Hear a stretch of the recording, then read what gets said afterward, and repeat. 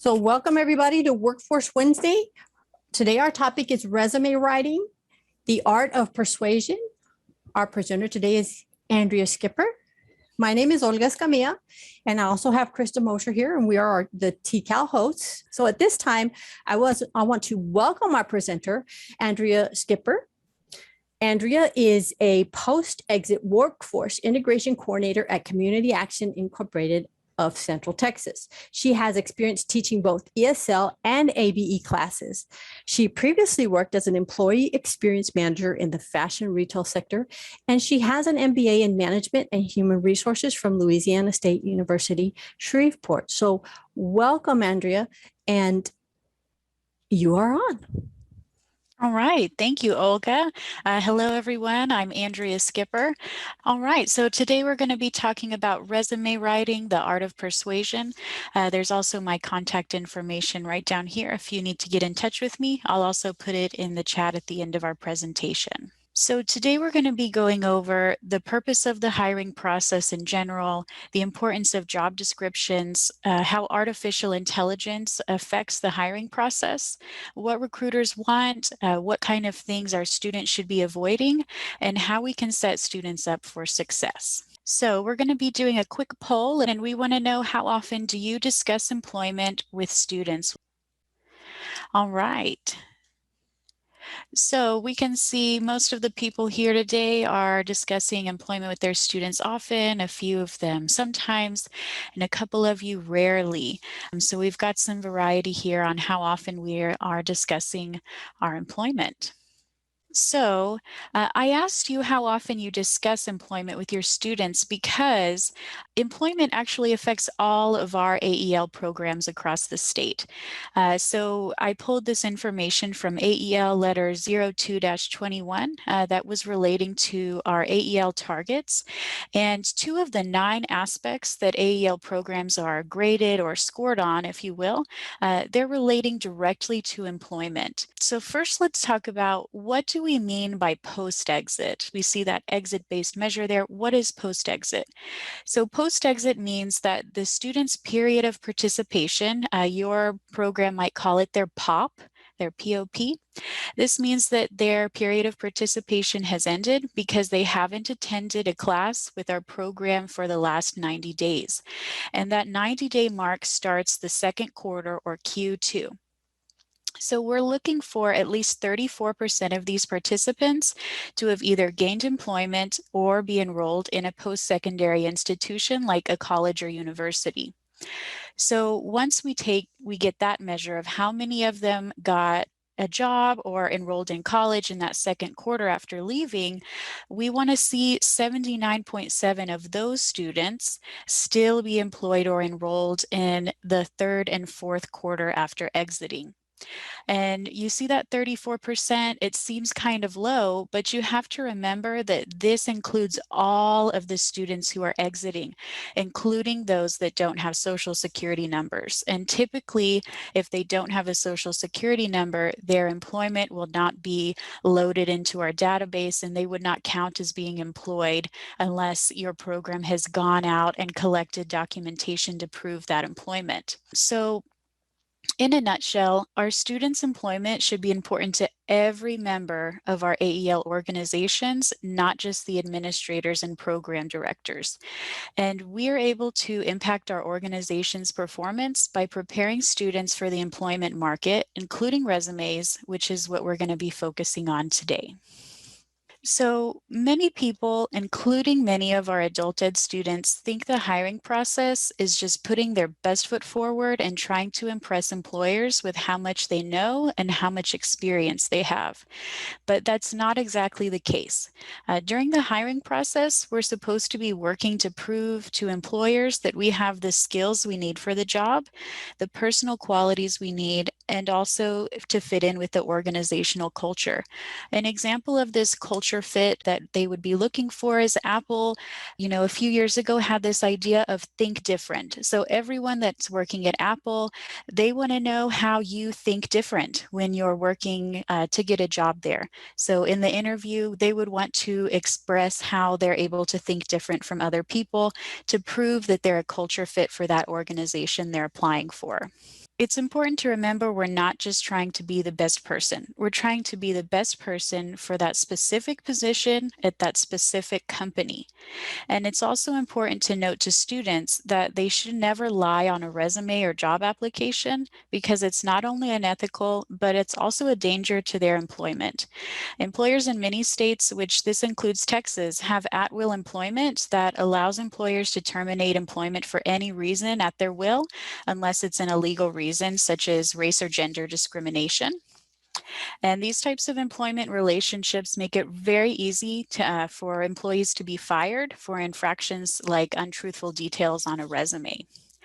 So back to the hiring process, we need to find out which specific skills and personal qualities our students have. And the perfect place to look for matches would be in the job description.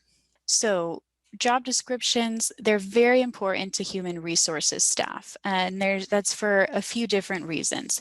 So one of these reasons is that job descriptions help make sure HR staff are recruiting high quality candidates. They have to know exactly what they're looking for in a candidate before they can try to recruit them. So those job descriptions help applicants know if that job's going to be a good fit for them or not.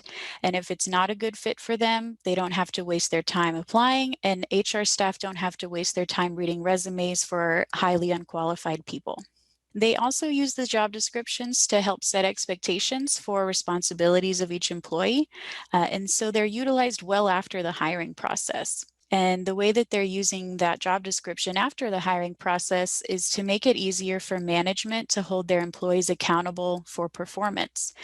Some of you guys have probably had a performance review or evaluation before, and typically how management would decide if you're doing a good job or not is by looking in your job description, seeing exactly what you as an employee are in charge of, and that's how they'll develop these performance reviews and evaluations. And lastly, an extremely important reason why those HR staff members are interested in having high quality job descriptions is because a big part of their job is reducing the risk of lawsuits relating to employment law. So in the news, we often hear cases where an employer sued because they weren't willing to hire a certain candidate because of illegal reasons like gender, race, or pregnancy discrimination. But sometimes the employer is sued for these infractions, but they're not actually very truthful. That's not the reason the person wasn't hired. And so they can use the job description as evidence in court to protect themselves against these legal suits, because the job description would have elements like education, experience, and job duties listed front and center. So an example here would be, let's say there was a warehouse position where the employee had to be able to lift at least 50 pounds. And maybe a woman who is not able to lift 50 pounds applies for the job, is not accepted, and decides to sue based on gender discrimination, claiming that they didn't hire me because I'm a woman. But that's not really true. It's because she was unable to lift the 50 pounds. So the employer would be able to defend their hiring decision based on her inability to lift 50 pounds, which would have been clearly stated in the job description. So the job description has a variety of elements, including knowledge, skill, ability. And those knowledge, skills, and abilities, they're very similar. And sometimes they're referred to as KSAs. They're kind of lumped together in the HR world. And some other elements would be the physical characteristics, environmental factors, and credentials and experience. So knowledge is the specific things that the candidate would have to know, like math, a certain language, or engineering vocabulary and concepts. So throughout this presentation, we're going to be using a certified nurse aide or CNA position as our example. So some examples of knowledge a CNA would need to have is customer service. So are they able to provide quality service to customers? In this case, they would be referred to as residents. Are they able to provide good service to residents? Do they have administrative and management skills, like being able to make plans and allocate resources and use leadership skills? Even though they're kind of at the bottom of the medical totem pole, they still need to be able to exhibit some leadership skills on occasion. Next, the English language. They have to be able to communicate with residents and care team members. and also some education and training. So we might not think of CNAs as needing to have education and training skills, but they have to be able to inform residents how certain procedures like bed baths would be performed. They have to explain the procedure and get consent before they continue with whatever they need to do to the resident. And lastly, another type of knowledge would be therapy and counseling. So while they're not acting as an actual formal psychologist, they have to be able to spend time with the residents and understand the basics of psychology to ensure that their residents feel heard, because they are an important part of the care team since they're spending so much time with them. We'd also be seeing skills in the job description, and these are concepts that they'd be able to perform. So one of these for a CNA would be service orientation. They should be able to actively look for ways to help people. Active listening, can they give full attention to what other people are saying? Social perceptiveness, are they aware of the reactions of others and understanding their reaction? This is extremely important for a CNA type job. So they could need to understand the question, why does this specific resident with dementia act angrily towards me? So they would need to be able to understand that that resident with dementia might feel frustrated or confused. Then we also have reading comprehension, so they need to be able to understand documents like patient charts, and critical thinking. Are they able to use information to come to conclusions and consider alternative solutions? So we've gone over knowledge, skills, and let's look at the last part of our KSAs, which is abilities. So abilities are just competencies that result in an observable product. So CNAs, this would be like arm hand steadiness, static strength, which is just they have to be able to exert maximum muscle force. So things like pushing wheelchairs, carrying supplies, and lifting oxygen tanks. Written expression, near vision, and having speech clarity would be some abilities a CNA would need to have. Next, we would have our credentials and experience in that job description. So one part of this would be their education level. So sometimes it may say that they have to have a high school diploma, but you can always tell students that are still working on their GED to apply anyways. A lot of them, they see credentials and experience, and that prevents them from applying to a lot of positions. They say, well, this isn't going to work for me. I don't have the qualifications. But I always tell my students, apply anyways. You need to apply to a lot of jobs to find one that's going to work for you. And the worst thing that can happen is that they're going to get no. They'll either hear nothing or they'll get a rejection email or rejection phone call. That's the worst thing that's going to happen to them. So they should put themselves out there, even if they don't think they'll be a perfect match for that job. Next, credentials. Sometimes credentials are not really flexible. For example, a CNA job, they would need to have their CNA license. They'd need to have CPR certification or basic life support. But students that are still working on these credentials can apply anyways and start that conversation with the employer. And lastly, years of experience. Depending on the industry and how high in demand that position is, how long the position's been open, how much difficulty the employer's having finding someone for that job, they could be desperate and would be willing to hire someone anyways. I see this a lot in the Austin area, where especially our CNAs, the nursing homes and other facilities are so desperate for CNAs, they want to come talk to my students before they've even graduated, because they really need to get people in those positions. So as long as the applicant makes sure they harp on the idea that they're willing to learn in the interview, they'll probably be able to get a job even if they don't have the experience level that the job description has listed. So we've gone through quite a few parts of the job description. So I'd like to know what is the most important part of the job description that students should look at? If you can go ahead and put your answers in the chat box. And here's the list right here in case you didn't jot those down. Okay, so we'll give everybody a moment.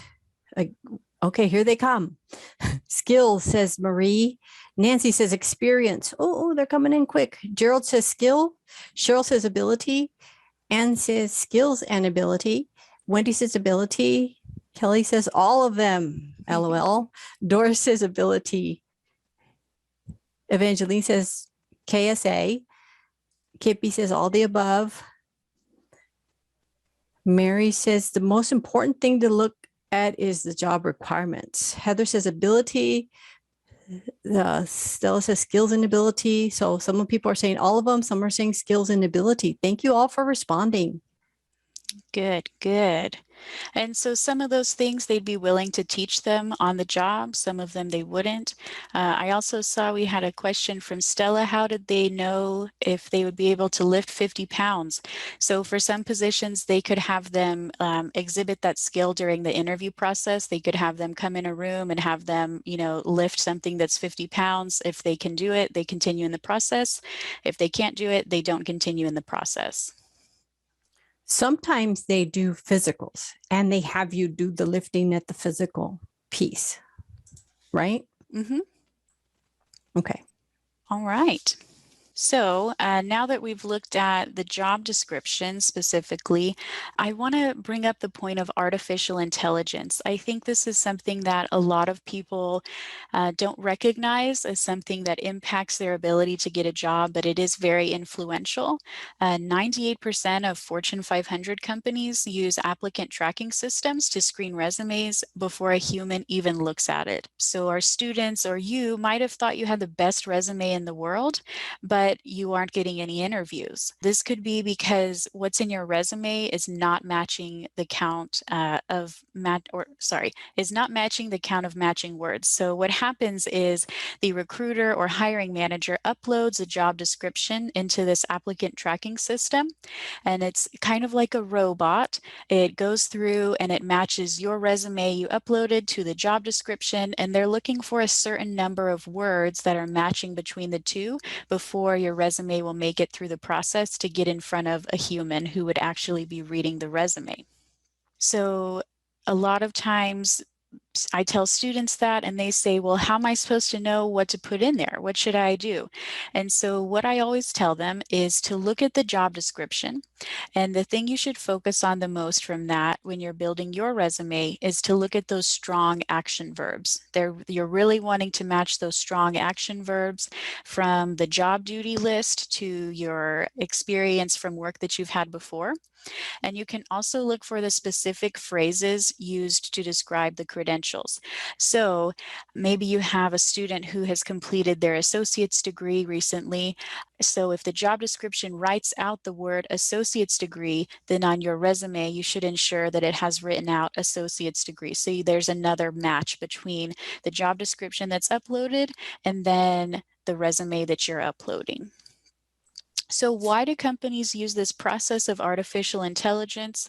One, it speeds up the hiring process. That's fewer resumes that an employee you're paying by the hour or salary is using. So it's much faster and cheaper to have a robot do that. It makes it much easier for the actual person. You can more accurately identify the right candidates for the position. So the recruiter's not kind of wading through a sea of resumes that don't make the cut. And then it can also help eliminate human bias and subjectivity in selecting candidates because you're looking for those mostly specific skills and credentials that you're matching before you can read the resume.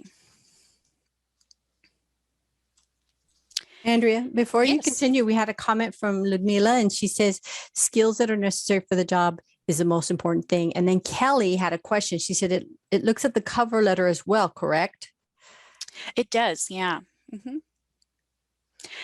They can scan cover letters and also the resumes. Yes. Thank you. Mm-hmm.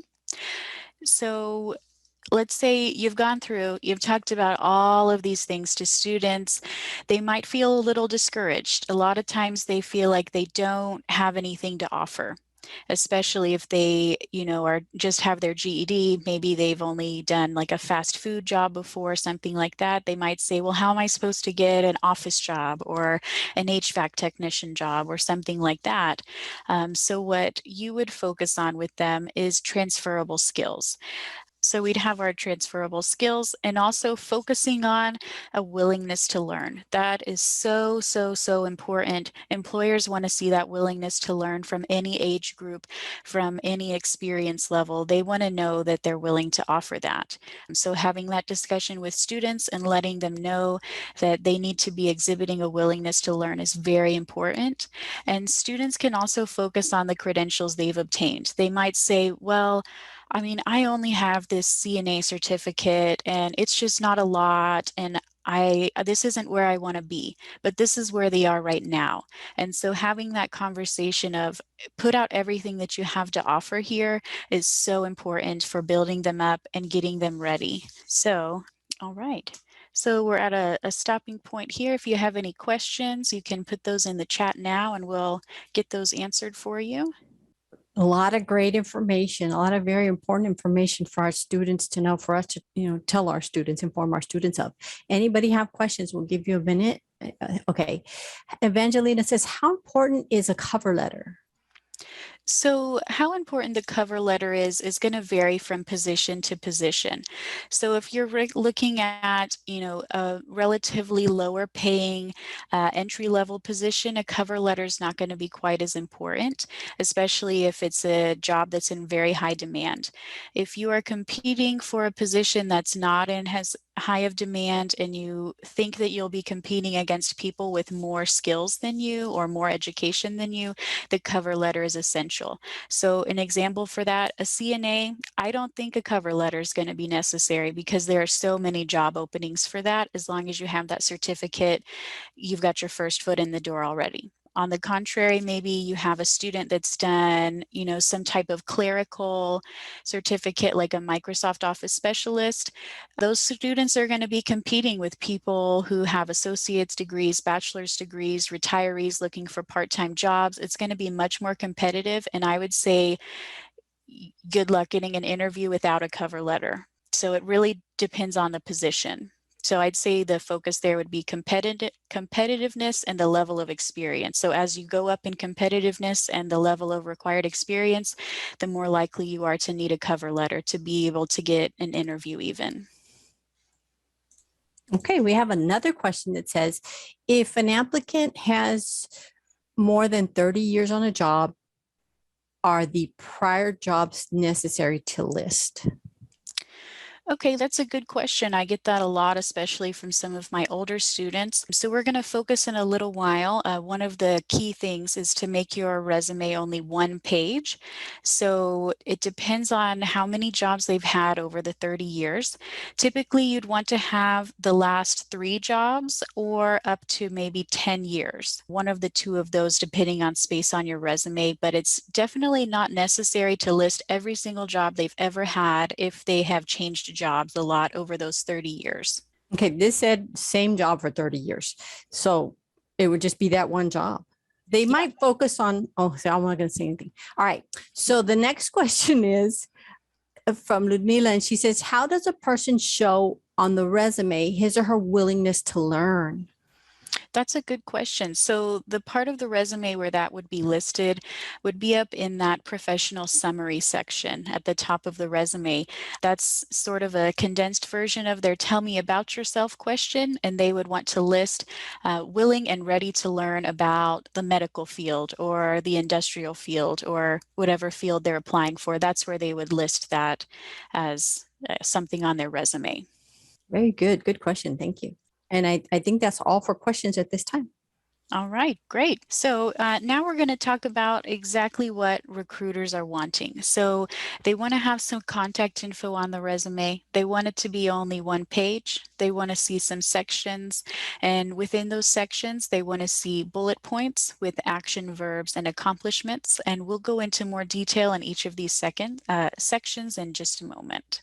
So before you continue, we had Sure. one additional question. When the interviewer asks, tell me about yourself, what do you suggest? Is that something you're going to cover, or do you want to hold that till the end? That is not something we're going to cover in this one because it's focused on the resume, not the interview.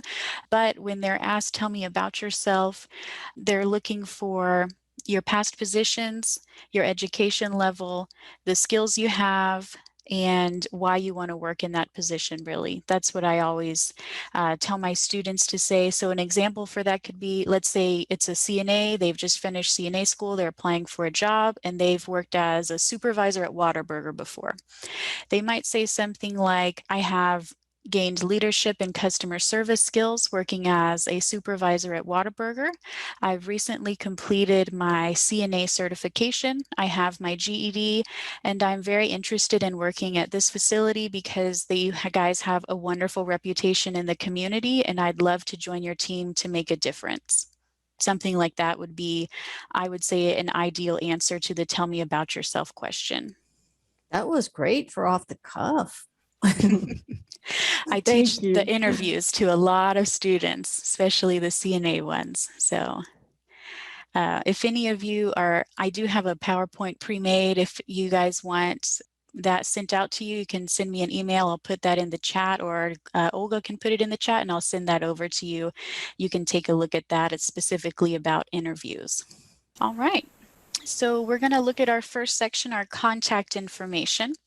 So we would want this to be front and center on every resume, because if this info is not included on the resume, it's highly unlikely that the student will ever get a call. And surprisingly, many students forget to even add their name to the top of their resume. I've gotten many students emailing me their resume saying, will you please look at this? I need a proofreader. And they don't even have their name on it. So I have to reply and say, hello, whose resume is this? So that's something you do have to tell students to do. So once that's on their resume, we want that to be in a larger font size.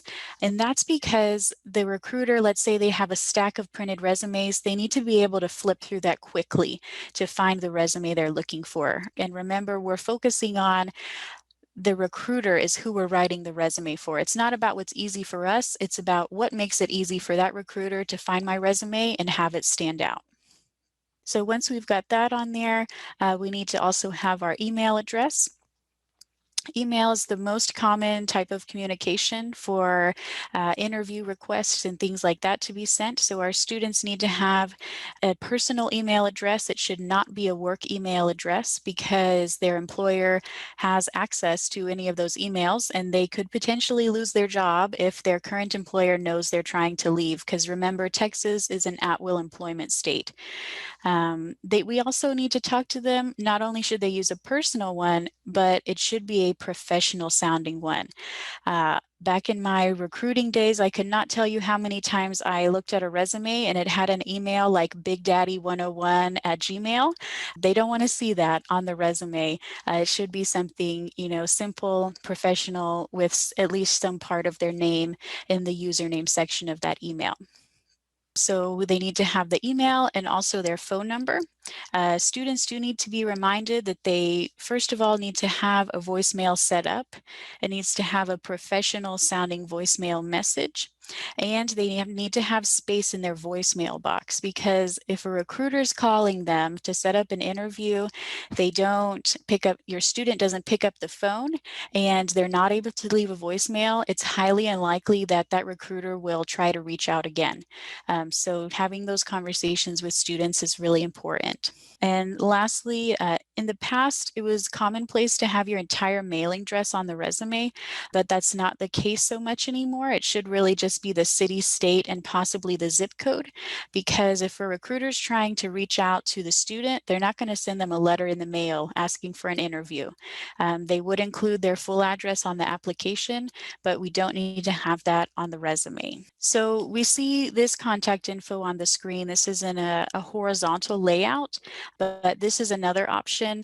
This is a bit more trendy. And trendy resumes are acceptable. They just need to make sure they have all of that same information on them. So either of these two examples would be okay. So next, let's talk about one page. Why does it need to be one page? It should not be shorter, it should not be longer. And this is because the average resume reader spends 7.4 seconds looking at a resume before they decide if it's going in the trash or if they're going to keep reading. So we have 7.4 seconds to make an impression on that hiring manager or recruiter.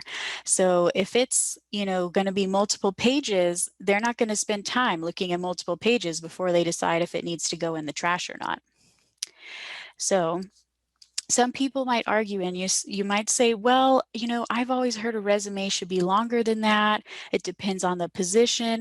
And you'd be right. It does depend on a position. But if it's going to be a type of position like a surgeon or maybe a college professor, you would create a curriculum vitae or a CV. That would not be a type of position where you'd create the resume. So I would recommend, if it's a resume, should be 1 page, exactly 1 page, not 1.5 pages, something like that. So since our resumes need to be at exactly a page, what can our students with limited work experience or no work experience do? And the answer here is to add additional sections if they're needed. So one big example would be a skills section. Like you see, this would be an example for someone, let's say a CNA that's only had one job before or no jobs before. They can add a skills section, and this would be done using bullet points. It should never be in a paragraph or a list format. The bullet points would be ideal. And some people might choose to put a hobby section, but I'd say only do a hobby section if you have zero work experience whatsoever, because hobby sections could potentially be frowned upon depending on the employer. And if they are hobbies, they should be relevant hobbies as much as possible. Okay, we do have a question. How many bullets are too many bullets? For skills, I'd say probably a maximum of 10. So like 5 on the left column, 5 on the right. More than that, it would probably take up a little too much space on the resume. And then would you recommend adding your references to a resume? Are you going to talk about that? We are not, so that is a good question. References should not be on the resume. So if an organization is wanting references to call, which especially in the medical field, it's sometimes legally required for them to call references, that would be part of the application. It would not be on the resume at all, because the resume is about you. It's not about other people they can contact about you. Okay, and one comment, I recommend to my students that they use 3 soft skills and 3 hard skills. Not sure if that's correct based on the job that they're applying to. I wouldn't say a hard and fast rule like 3 and 3 would be ideal for everyone, but I would say using a combination of soft and technical skills is definitely a good idea. Okay, thank you. All right. So next, let's talk about our sectioned resumes. So the first part of the resume, so they're going to have that contact information at the top or on the top left, depending on which style resume they've created. They're going to want a summary at the top. So in the past, summaries were not very common, but now they're expected to be at the top of every resume under that contact information. And this is that part that is like a condensed version of their tell me about yourself answer. So it should only be a few sentences. And what throws some students off is you're not required to use subjects in your sentences here. So you can choose to use I, or you can choose to not use a subject at all. The example on the screen is no subjects at all. Again, we're thinking from the standpoint of the recruiter. We're wanting to be able to give them something to skim in 7.4 seconds. So what they're going to look at, they're going to see the resume. Does it have good formatting? So do they have the basic digital skills to do a job? And then they might read that summary at the top. That might be where they're getting that information. And depending on the job, they might want to have specific information, like here, this last sentence, looking for a full-time morning CNA position in the Austin area. That tells them exactly what they're looking for. So it might be, let's say the recruiter has 3 choices. It either goes in the trash, I want to call them, or it could be well, I don't have any morning positions open right now, so I'm going to put this in my drawer and hold on to it until I have something open because this looks like a good resume. So we want to make sure we are including those kinds of details in that summary so they know exactly what we're looking for as well. So after the summary, our students have options here. They can either choose to put their experience or their education, but whichever one they choose to put first should be the one that gives them helps them persuade the employer the most. So if they have experience in the medical field and they're applying for a CNA job, they would want to put their experience first. If they only have experience in, something like fast food, they'd want to put their education first. So whichever section would be most impressive and most relevant for that specific position, that's the one that would come under our summary. So within the experience, Most students use the chronological resume format, which means that you'd have your most recent job at the top and then kind of working backwards, and same concept with the education. Some students, especially ones who are older or who have taken breaks for things like taking care of children and not worked for a few years, they might use a functional resume, but we're going to be focusing on the chronological resume. If you want to learn more about the functional resume on the PD portal, Olga did a wonderful Workforce Wednesday called Tips for Teaching Resume Writing, where she goes over different types of resumes. But like I said, we're going to be going over our chronological one today. Thank you. And then we had a comment or a question. Do you recommend the use of summary instead of objective? I'd say either one is fine. So you could choose to not have a section title for that top paragraph. You could call it a summary. You could call it an objective. Either one, or any of the three of those, nothing, objective or summary, would get the job done. Thank you. All right. So if you remember from when we talked about our job descriptions and artificial intelligence, we're really wanting to pull some key strong action verbs. That's where we can get some of those matched words. And so we'd always want to start each of these bullet points off with our strong action verbs. And we can also try to list an accomplishment. So here an example is boosted customer satisfaction by quickly addressing and resolving complaints with food or service. So this shows that they had some problem solving skills and they were actually able to have an accomplishment within their cashier position here. So now let's talk about what should be avoided on the resume. So recruiters are looking kind of for two things during this whole process. One, they're looking for red flags, and the other, they're looking for, are you able to get the job done? So we want to make sure that we don't have any red flags and give them ammo to dislike us for any reason. So one of these is we want to make sure there aren't any errors. So we don't want to have any typos or formatting errors.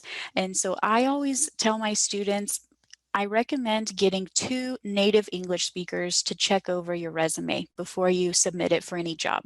And usually by then you've had a couple people look at it, you're significantly less likely to have noticeable errors on your resume. Another thing, it might seem obvious to us, but it's not always obvious to our students that we do not want to include any type of negative information about ourselves on the resume. We want to present our best information that would persuade the recruiter the most that we're the perfect person for the job. In addition to any type of negative information or errors on a resume, there are some things that recruiters don't want to know because they're more likely to be facing discrimination against who has applied for the job. So these aren't necessarily bad things. They're just not the best things to include on resumes for discrimination purposes. And this would include gender, race, religion, age, and pregnancy. These are things that we do not need to include on the resume. The only exception I could really think of for these categories would be religion, because maybe your student is applying at a religious organization where being a part of that religion could be make or break for getting that position. But other than religion, these other ones should definitely not be included on the resume. So, for yourself, considering your job duties, and it varies from person to person, you might not know how appropriate it is to discuss things like resumes with your students, especially in the classroom setting. But employment and enrollment of our students is a responsibility that's shared by all members of your adult ed organizations. So we can actually find quite a few correlations between the skills students gain by doing these activities and our Texas AEL Standards 3.0. So we do have skills that align between these types of activities and our standards that we should be teaching in class. These are things like comprehension of expository text, writing process, basic computer skills, planning research, gathering sources, and making and improving plans for self-improvement. So if you're asking yourself, is it appropriate for me to talk to my ESL, ABE, or HSE students in the classroom about resumes? The answer is absolutely yes. It is very much so appropriate to have these conversations. So how can we set students up for success? your students might not be quite at the point where they're ready to apply for jobs and they don't really want to think about it, but how can we start that conversation with them without being quite so direct about it? Like, you need to start thinking about a job. So some examples for preparing students for actually making a resume in the future would be things like in the ESL classroom. Maybe you're studying adjectives.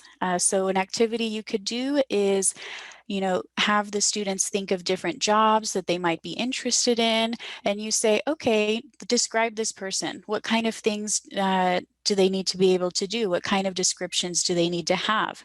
So let's say they're interested in being a plumber. So they need to think, well, I need to be good with people. I need to be attentive, different things like that. That can start that conversation so they can start thinking about, would this be a good job for me? Is this something I should look into more? And then also with those ESL students, talk about things they like and don't like about certain jobs. That can be done, of course, in your verb, when you first start out talking about verbs, especially with a beginning level class, or maybe when you're doing a section on jobs and different people in the community. Would this be a job I like? Yes or no? Do I like helping people? Yes or no? Things like that. And then for our HSC students, as well as some advanced ESL students, you can utilize the ICA curriculum, which is Integrating Career Awareness. If you type in Integrating Career Awareness online, you can find a free PDF version of the book that you can print off and use in your class. And this book includes topics with lesson plans and worksheets on things like career planning, goal setting, and identifying transferable skills. And then to have a less straightforward career activity for your HSE students, you can do things like relate concepts you're learning and contextualizing the concepts to different jobs. So again, let's think about a plumber. Maybe your class is focusing on math today and you're working on fractions. And a student says, fractions are so dumb, I'm never going to use this, I hate them so much. And you can say, well, let's think of some different jobs that might use this. Well, let's think a plumber. They would need to understand fractions to properly do measurements and select the right tools for the jobs at hand. So now we know we can talk to students about these things. We can create activities for students about careers and resume preparation. What do our students need to be successful after that? So first of all, we might not think about it very often, but our students might not have computers and internet access at home. So, as an educator or administrator, I would recommend, finding places where they can use these things. Do you have a local library that has computer use and internet access, or Wi-Fi if they can bring their laptop there? Do you have a computer lab in your school building where you're teaching your classes, or on your college campus that students can use? Things like that. They also might not have the skills to do things like using a template. I always show my students, I don't even ask them, I just say, we're going to take a look at how to use a template on Microsoft Word and also Google Docs. We might be really used to using Microsoft Word, but some of our students might have limited technology at home, so just things like Google Chromebooks maybe, where Microsoft Word isn't really an option for them, so they need to use Google Docs. So I always show my students both of those options. Also, attaching a file to an email. I've had many students the past few years who I say, okay, send me your email or send me your resume via email, and they don't know how because no one ever showed them how to attach a file. So showing those things to students are really important. Another thing, just as a warning, there are resume making website scams. So students might try to go the quick route and they hop on Google and they say how to make a resume. And then the first link that pops up is an ad for make your resume for free. And you click on it and it has beautiful examples. It's really user friendly to pop my information in there. And then at the end, it shows me a picture of a resume. And I click download. And when I click download, I get this message, put in your credit card information, $30 to download it. So sometimes the websites will let you create a resume, but won't let you download it for use. So if they can't download the file, that resume is essentially useless to them because they need to be able to have a file they can upload with job applications and something to print out. And lastly, make sure your students have the access to digital skills help and proofreaders after they leave that classroom. Either if it's yourself, an administrator, a career pathways navigator, something like that, make sure they have a link that they can go back to later, because they probably won't have a perfect resume when they leave your classroom if you only do this a couple days a semester. So making sure they have access to those resources are essential for them to use that resume long term.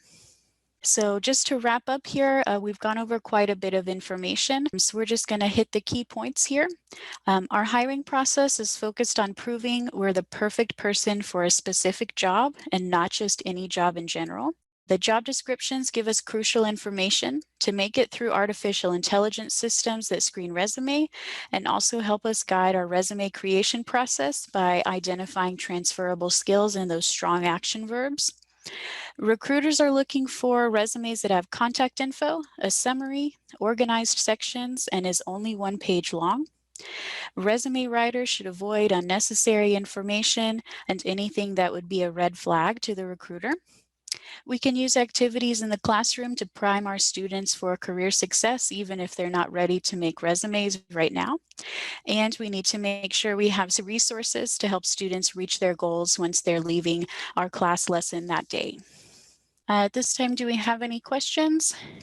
There was a question. It says, can you send us a downloadable resume template? Well, I just put in the chat that students can create a resume at the mytexascareers.com, and they just need to create an account. And this was featured at one of their most recent Workforce Wednesdays. So there should be, or if it's not there, it may be coming, a recording of that Workforce Wednesday in the PD portal. So do you have Okay. any other recommendations on how they can find other templates? Microsoft Word is one. Yeah, both. So if you open Microsoft Word on your computer, you can go, I think it's File that you click on, and then New, and then usually we just click that blank document. But if you go to File, New, and instead of just clicking that blank document, there's a query box, like a search box at the top. You just click in there and type resume, and you'll get tons of resume templates. And when they click on that and click Open, then it'll have just different sections explaining what to put in each section. They'll just click the box in each of the parts and type in their own information. And it's very user-friendly once they get the template opened up. Thank you. Any other questions? All righty. I see there are lots of email addresses in the chat. Olga, would you be able to send me a copy of the chat so I can get all this info out to them? I did. I also put your email address in there and asked them to email you. Perfect. Or we can always plan a Workforce Wednesday session on interviewing skill, teaching interviewing skills. So it's a thought. Yeah, all righty. So if you think of any questions later, feel free to send me an email and I'd be happy to help you. So thank you, everyone. And then Olga, did you want to go over our future Workforce Wednesdays? Yes, coming up in August, we have Andrea Skipper, Making Sense of Career Pathways. We also have September 22nd, Victoria Hinojosa and Jasmine Gabowski, and they're going to be talking about developing your EQ or emotional intelligence, your superpower, part 2. So join us for that. So a couple of great sessions coming up, and they should already be in the PD portal for registration. Perfect. And Kelly says, great information. Thank you for sharing. And yes, interviewing skills would be awesome. Thank you, Kelly. All right. Thank you, everyone. And thank you for joining us for today's Workforce Wednesday. Great information. We truly appreciate it. And we'll see everyone next month.